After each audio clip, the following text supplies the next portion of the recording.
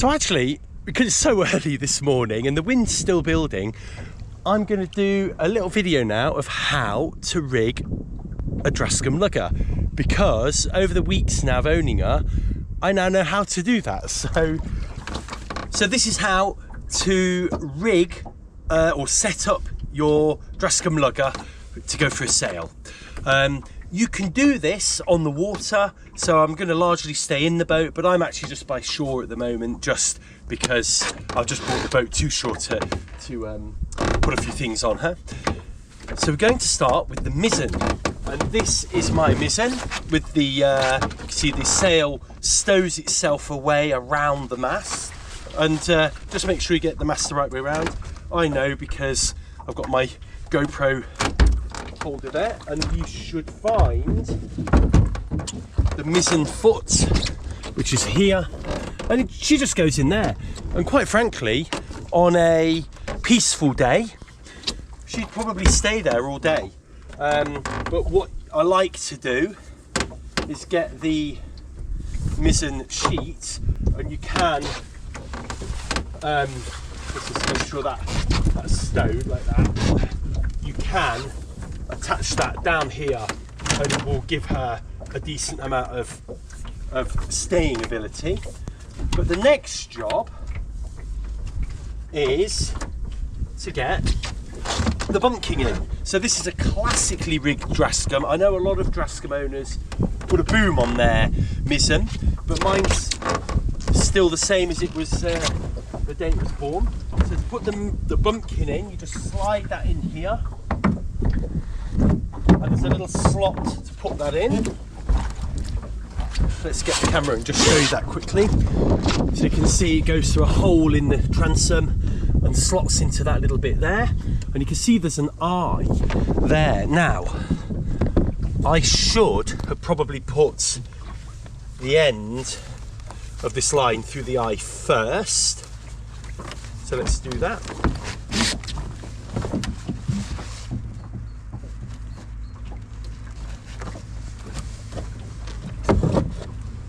So you put the end of the line from the left hand side as you're looking backwards, which is actually the starboard side of that eye, and you pull this through. Now there's a tiny little hole in the transom, and that's for this to go through, and then walk back to the deck.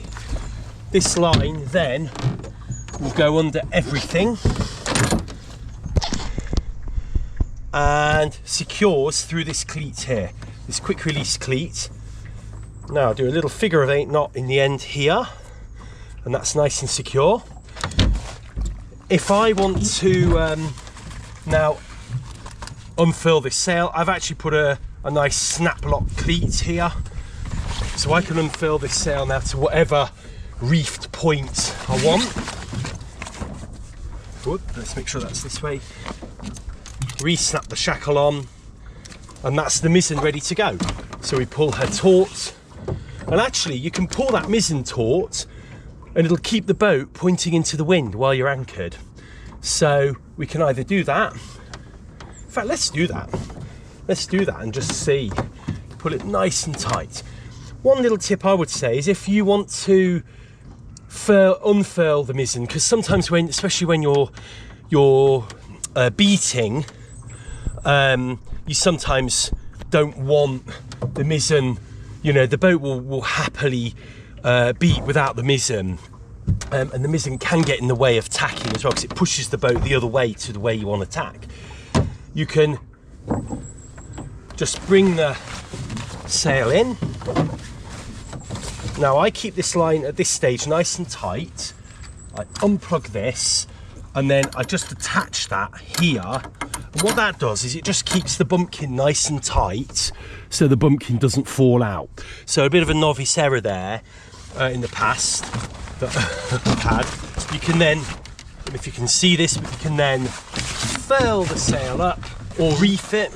So, you know, you might reef the sail to that, you know, that much, but I'm going to furl it all the way up to there,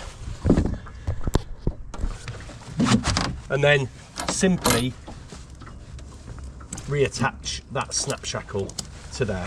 When I got the boat, there you go, and that's ready to rock and roll if you need it. And you do the opposite to unfurl the sail as well. So next job, the gaff. You have to board the boat to do this. Now, let me just get the camera down here so you can have a good look at it. This is the gaff here with the mainsail pre-attached, and I've twisted this around nicely so it's nicely stowed. This is the Gaff halyard, and that's just attached here. So I use a lot of these little bobbles. I know I got advised that these elastic bobbles, you do have to be careful when you undo them. They can, I have lost a few in the water, like pinged off. You don't want them to hit you in the eye. I just stow those down here where they all are. So now you can see the line is nice and loose. This is the side that we need to pull, because this is the one that will be going into the, there we go, there's the end. This is the one that will be cleated off. So the first thing we need to do is get the actual, get the sail on the right side, just get the, that's right, the jaws of the gaff or the yard around here, and there's a little knot there already to stop it tightening up too much. And I just do, there's not enough room to do only, you know, to do a rolling 2 turns and 2 half hitches, so I just put 2 half hitches in there, and actually I put a 3rd one in because it's going to be windy. So now we're ready to hoist. So we're still going to focus down here. Oh, got the wrong side of the gaff. So let's hoist the gaff. There we are. Make sure it's not caught on anything. So I hoist the gaff to about this point, and I just cleat it off like this, like so. You can see. And then what we need to do is just put a set of parallel beads in. I leave these in so I know where they should be. So let's get the camera up there. So these parallel beads, the 4 beads go this side of the mast, and then this little red bead goes through this little loop, and it's nice and tight. It took me ages to get that the right tension, and then that just keeps the gaff to the mast. If you're, you know, when it goes up to the top, it just gives it a little bit of, you know, keeps it tight to the mast. That has stretched a little, that could go a bit tighter. We'll see. And then you can uncleat it now. Just hold on to it because it will fall. And then we literally just raise the gaff. And then let's just, can you see at the top there? So the gaff is nice and tight to the top, and then we'll have loads of gaff halyard down here. As always, it's very hard to do this when you've got a video camera. So coming back down here, you'll see we've got the gaff halyard just then comes through the back of the oh, what's that called? This piece of wood here, and then make sure it's as tight as you can get it, and then literally cleat it off on these pegs, and then make your halyard sheet, your gaff halyard, nice and neat, because you know there may be an instance where you want that to be released quite quickly and you don't want it getting caught. So that's the gaff done. The one thing I did fail to say was sometimes if you've left your gaff up, you might have tied your sail to the gaff higher up, so you need to untie that before you raise it.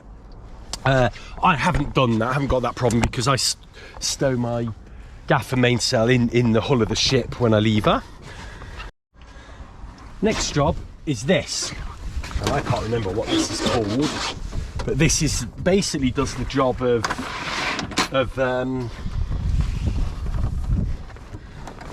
tightening the clue of the sail here up.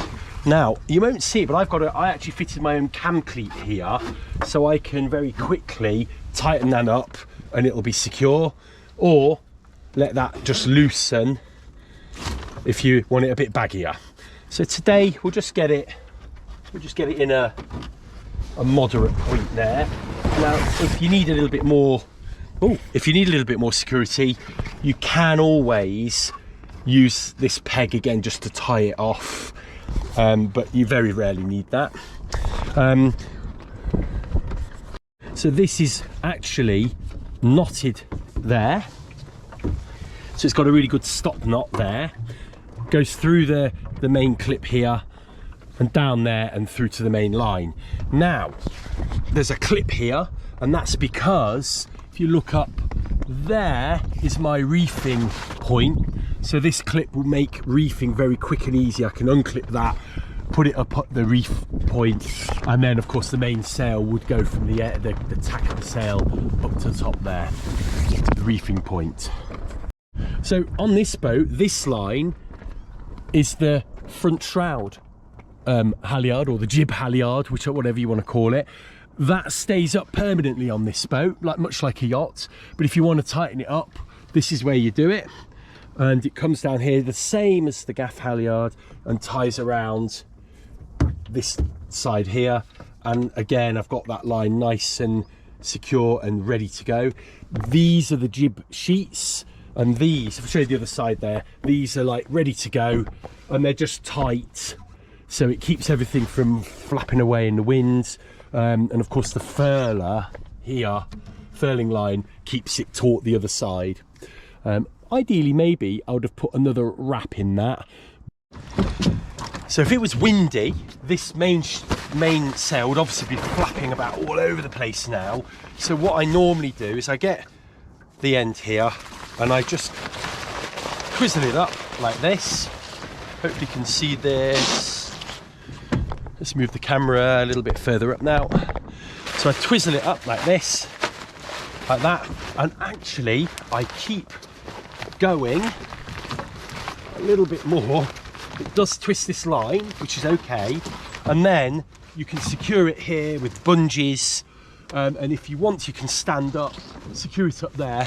And the reason I twizzle it a little bit more is it really makes the top nice and tight. That shouldn't now come unfurled whilst you're out there in the wind, and that's how I'd probably start off with the sail, the mainsail. And if you want to unfurl it, it's completely the opposite. So to unfurl or unfold the mainsail, it's completely the opposite. I just do this little twist until this is twisted no more. There we go. And then you just unravel it like so.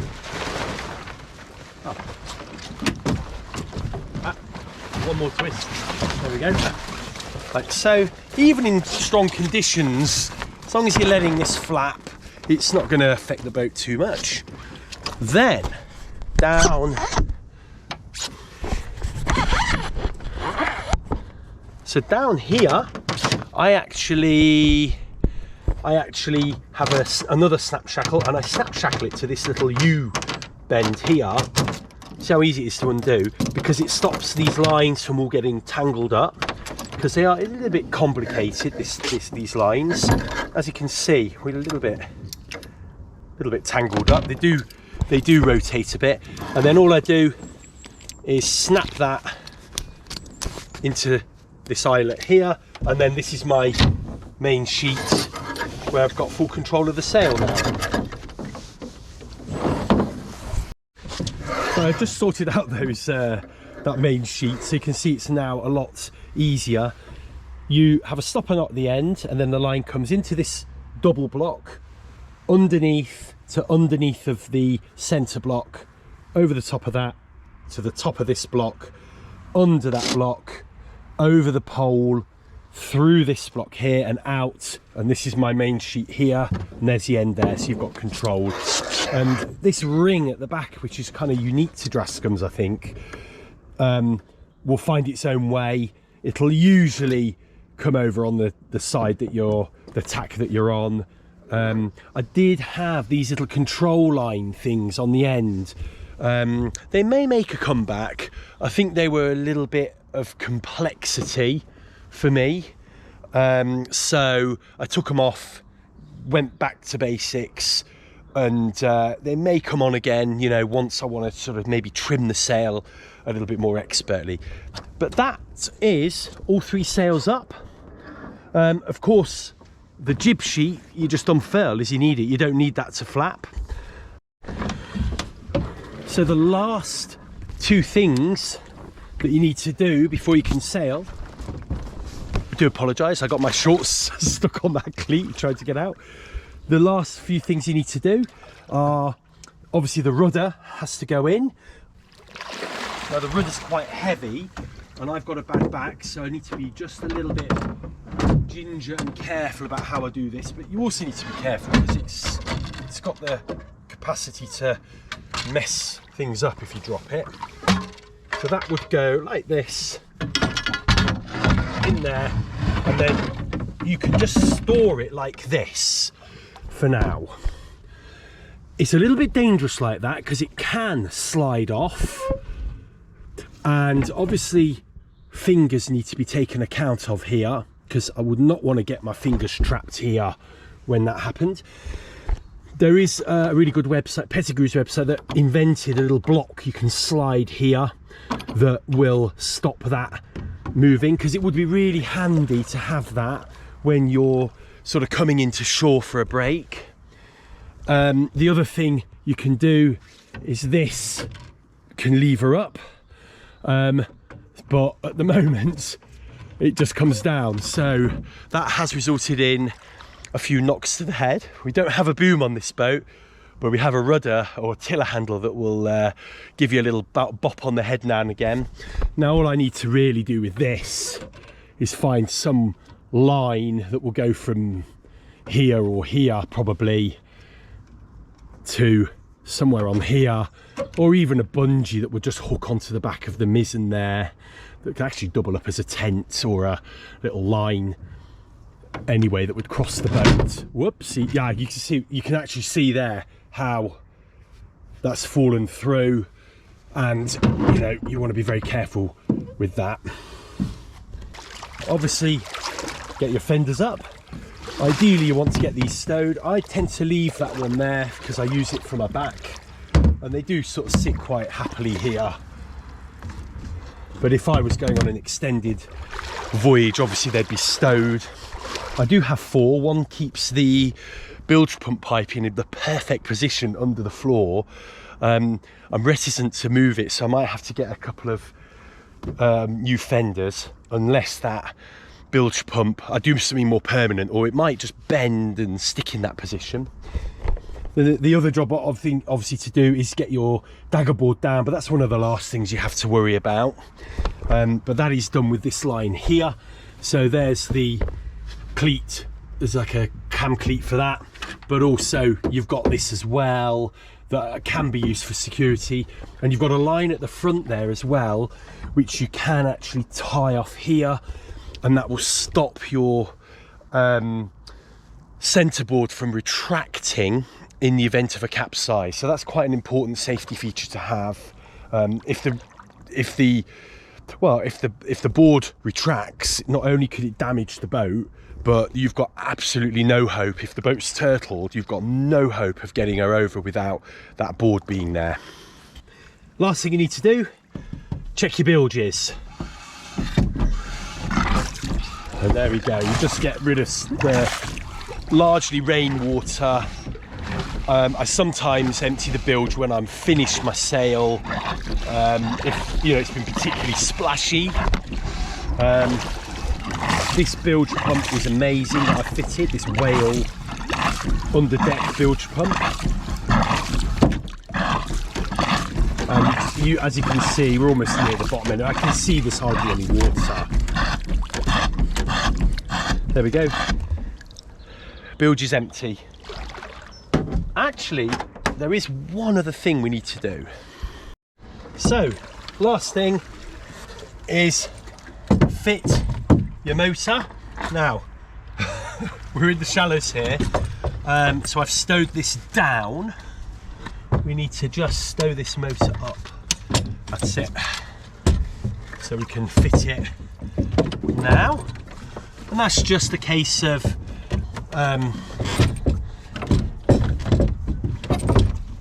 getting it as central as you can. Oh gosh, boat's moving around a little bit actually. Well, it might be me.